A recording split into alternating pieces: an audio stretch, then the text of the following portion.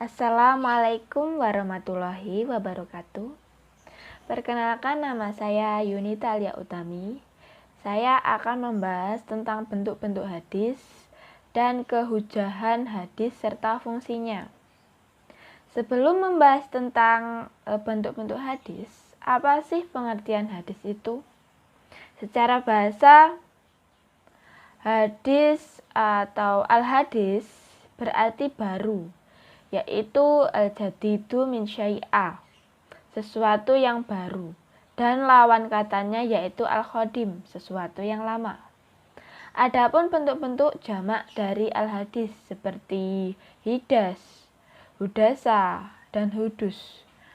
Al-hadis juga mengandung arti dekat, al-qorib, yaitu sesuatu yang dekat yang belum lama terjadi. Ada juga yang berarti berita, al-khobar, yaitu sesuatu yang dipercakapkan secara dipindahkan dari seseorang ke orang lain. Selanjutnya kita akan membahas tentang bentuk-bentuk hadis Nabi. Dilihat dari segi bentuknya dapat diklasifikasi menjadi 5. Yang pertama yaitu hadis qauli, hadis yang berupa ucapan, yang berarti segala yang disandarkan kepada Nabi Shallallahu Alaihi Wasallam berupa perkataan atau ucapan yang berisi tuntunan dan petunjuk syara, peristiwa, kisah-kisah yang berkaitan dengan akidah, syariah, akhlak maupun yang lainnya. Contoh hadis qauli adalah hadis tentang bacaan ringan yang dicintai Allah Subhanahu wa Ta'ala. Yang kedua yaitu hadis fi'li, hadis yang berupa perbuatan. Adalah segala perbuatan yang disandarkan kepada Nabi Shallallahu Alaihi Wasallam seperti melaksanakan sholat, wudhu, haji, dan lain-lainnya. Dilihat dari segi periwayatannya, hadis fi'li termasuk kategori hadis yang disampaikan sahabat. Hadis fi'li bersifat marfu. Selanjutnya yang ketiga yaitu hadis tahriri. Tidak semua hadis secara utuh berasal dari Nabi, dari perkataan maupun perbuatan. Sebagian dari perkataan atau perbuatan sahabat, baik yang dilakukan di depan Nabi atau yang tidak, kemudian dikonfirmasi kepada Nabi. Hadis kategori ini disebut hadis tahriri, yaitu hadis yang berupa ketetapan Nabi terhadap apa yang datang atau yang dilakukan oleh para sahabat.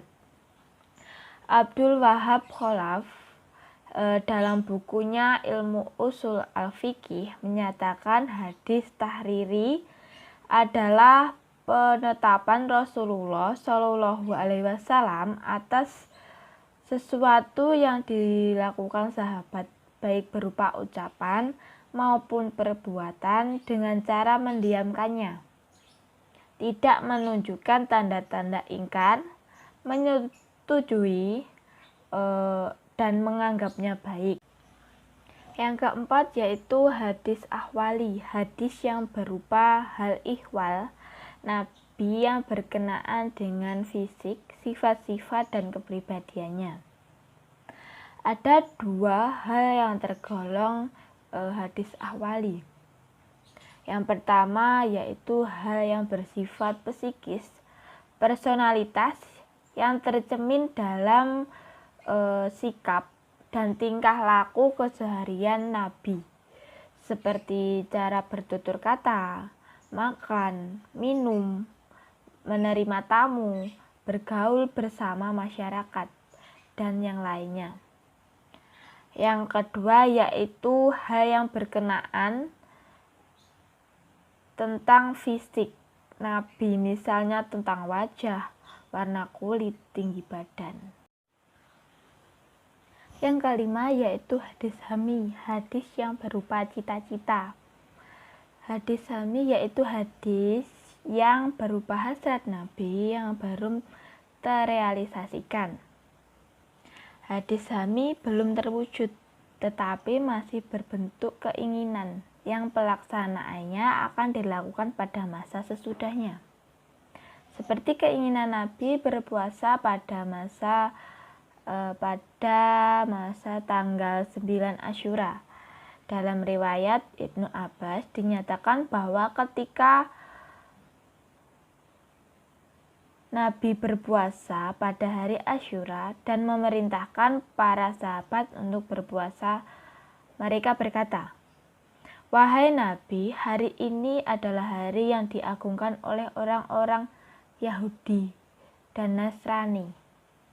Hasrat Nabi untuk berpuasa pada tanggal 9 Asyura tahun depan adalah untuk menghindari waktu yang bersamaan dengan puasa orang Yahudi dan Nasrani. Dan puasa ini belum sempat terrealisasikan karena beliau sudah wafat sebelum tiba bulan Asyura tahun berikutnya. Selanjutnya kita akan membahas tentang kehujahan hadis serta fungsinya. Kehujahan hadis dan argumentasinya. Kata kehujahan merupakan kata berimbuhan yang berasal dari kata hujah. Secara etimologi, hujah berarti alasan. Sedangkan secara terminologi, hujah berarti alasan yang harus dikemukakan untuk menetapkan atau mempertahankan pandangan yang diajukan. Kata hujah disebut dengan kata dasar penetapan hukum. Imbuhan ke dan an pada kata kehujahan berarti keadaan.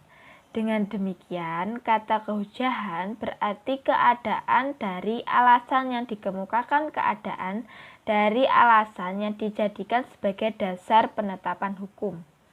Dengan kata lain, kehujahan berarti dapat tidaknya alasan yang dikemukakan dijadikan sebagai dasar penetapan hukum.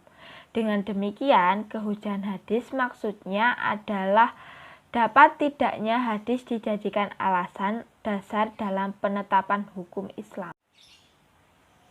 Untuk membuktikan kebenaran hadis sebagai sumber hukum Islam, para ulama hadis mengemukakan beberapa argumentasi, baik dilihat dari segi rasional dan teologis, Al-Quran, Sunnah maupun ijma'. Yang pertama yaitu argumentasi rasional atau teologis. Beriman kepada Rasulullah SAW merupakan salah satu dari rukun iman yang keenam yang harus diyakini oleh setiap muslim.